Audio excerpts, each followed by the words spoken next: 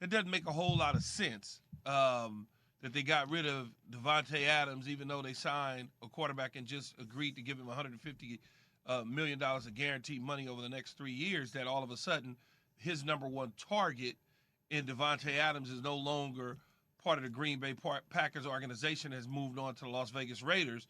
When you look at it on the surface, it's like, okay, was this always the plans of the Green Bay Packers, even though they came to, they offered pretty much the same amount of money in years that the Las Vegas Raiders offered, but Davante Adams decided to take his talents on the road to Las Vegas rather than play with Aaron Rodgers the rest of his career. He decided that Derek Carr was the way to go along with the Las Vegas Raiders for him to not only get his money but have an opportunity to truly go win a Super Bowl. This blew my mind yesterday because I thought all the signs, Key and Freddie, of hearing Aaron Rodgers talk about, well, I could just tell you right now, number 17 doesn't want to be franchise tagged. I thought all these subliminal hints were being given to the public and to the Packers organization about, hey, this is going to be a package deal. We were even talking about, could Aaron Rodgers and Devontae Graham, I'm thinking about basketball. Praise the Lord. It's Devontae Adams. March Madness week. Yes, we're in the mode. Devontae Adams be a package deal. And for him to say, hey, Derek Carr is going to be the person. And now you're thinking about the Raiders in the AFC West with Chandler Jones on defensively. And now you're talking about Davante Adams and Derek Carr, that relationship. It makes you think about, all right, so where does Green Bay go from here? Like, are there other number one wideouts on the market? Is that Jarvis Landry? Even though I don't think he's number one, is that Juju? Is that, do you try to go for a team like Seattle that is rebuilding and go for a guy like DK Metcalf or Lockett? How do you retool that position?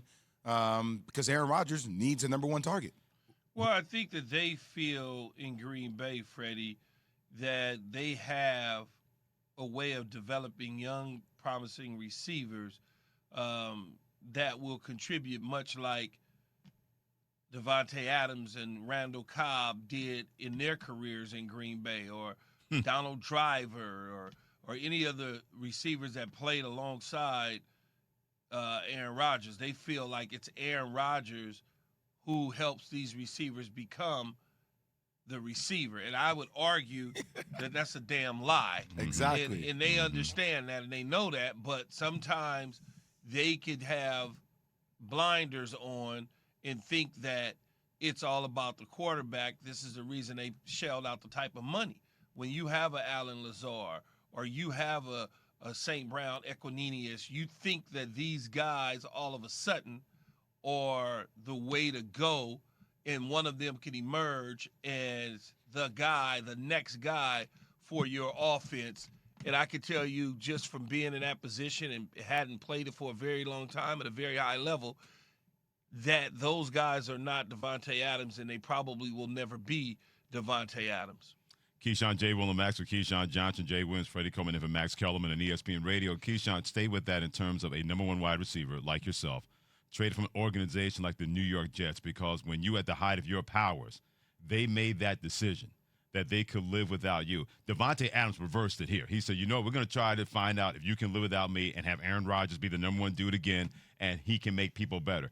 Speak on in terms of that was the same situation sort of with you, where the Jets decided, hey, we can find another Keyshawn Johnson. We don't need to think about having him on this football team. They got 2 ones for you, though, Key.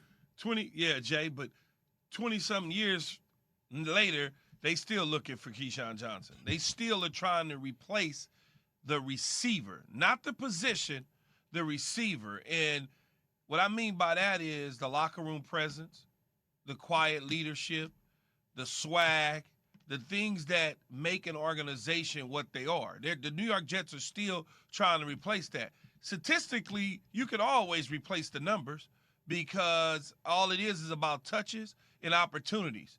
And I think that they can go and get that type of player. There's no question about it. But what Davante Adams brings is worth ethic, locker room presence, and leadership. All the younger receivers looked up to him when he was there because he essentially is the veteran guy. Even though Randall Cobb is there, but Randall Cobb's an older kind of – he's not the main guy. They looked up to Davante Adams. When I was with the New York Jets, I was the guy in the locker room. Let's face it. The guys followed my leadership, even though my leadership was not loud and rah-rah. My leadership was cool, calm, and collective. They followed that. The New York Jets figured, okay, we can move on from him, and we still can go out and get a Lavernius Coles, or we can get a Santana Moss, or we can get some of these other receivers that will still be complementary pieces to what we want to do from an offensive standpoint. But how they misdiagnosed it, and we'll have Mike Tannenbaum on later on, the former general manager of the New York Jets and good friend of mine, can explain that was a risk, that was a calculated risk that they were willing to take. And here it is from an organizational standpoint.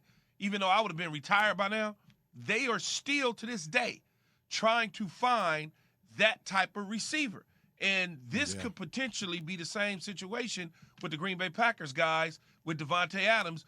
15 years from now, we could still be having this conversation and saying they're still trying to find that particular guy. And Key, this puts so much pressure on the front office for the Green Bay Packers, Brian Gutekunst and company, right? Because when we first found out that Aaron Rodgers' new deal was year to year, now think about it, guys. If they can't land another top target, if you're Aaron Rodgers, you're saying, I understand that that's been the premise of how we built our franchise, that we mold and we help young receivers turn into to better receivers over time.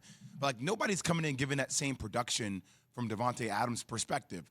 So if Aaron Rodgers feels frustrated, then think about that, Freddie. Like a year from now, you could be sitting here saying, guys, this ain't working. This ain't it anymore. Well, Jay, here's the deal. Hey, Aaron Rodgers, handle it or be handled, because you want to power church and state, and you got to stroke the Green Bay Packers organization.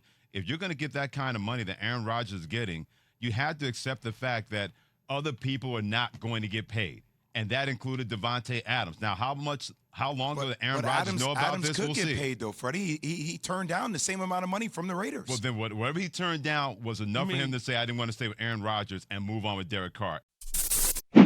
Thanks for watching ESPN on YouTube. For live streaming sports and premium content, subscribe to ESPN Plus right now.